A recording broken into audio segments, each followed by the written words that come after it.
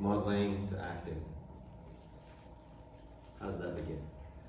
Okay, so I started out, I left secondary school, I think back home we call it, is that what you call college here? Secondary school is high school. High school. It's high school here. For us, the smart ones. Lingo. High school. So we call it secondary school back in Nigeria. You guys call it high school. So I finished that at the age of 15, but I had lost my father at the age of 12.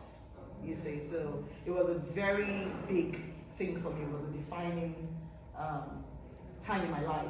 So leaving school, that's another. I've gone through a lot of seasons in my life, and so leaving school, I had my widowed mother, and I wanted to just help her. If you're familiar with Africa, once you lose your father, you can go from that to zero, like 100 to 0 in 2 seconds.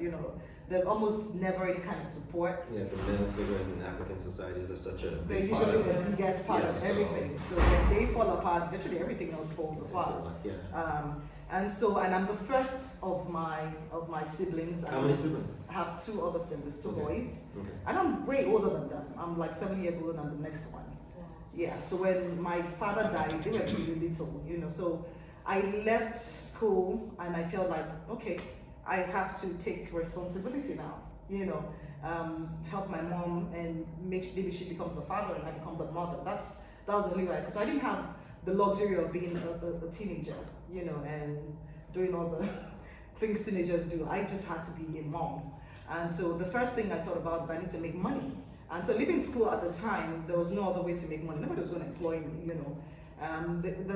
The lowest hanging fruit was just to become a model, to be honest.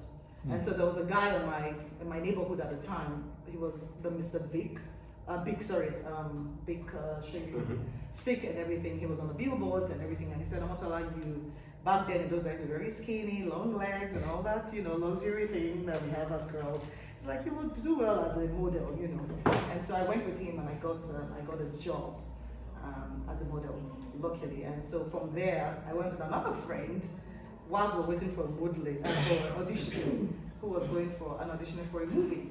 And she said, would you, escort me? And I said, I don't have money to pay. She said, no, it's free.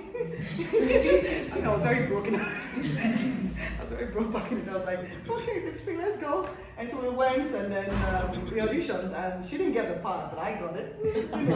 And that was the end of that friendship,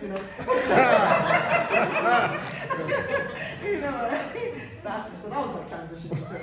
Did you ever think about doing it before? Okay, as a model, did you ever think about acting as well? Oh, did you have any? No, not at all. No, I started acting by chance. I never even, when I thought about entertainment, really, I thought about singing. I'm a singer. Yes.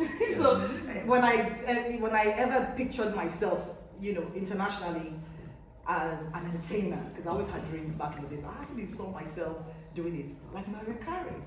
I always pictured myself as a singer on stage singing. I never saw myself as an actor. Never. Crazy. Yeah. Because I know for a lot of actors, we always grow up as kids telling people, watch this, watch me, and we have all these people who we're trying to emulate. And we didn't have a television at the time. We sold our TV. We sold the TV to pay school fees. So I wasn't watching films. That was the least of my problems. I was trying to feed. Oh wow.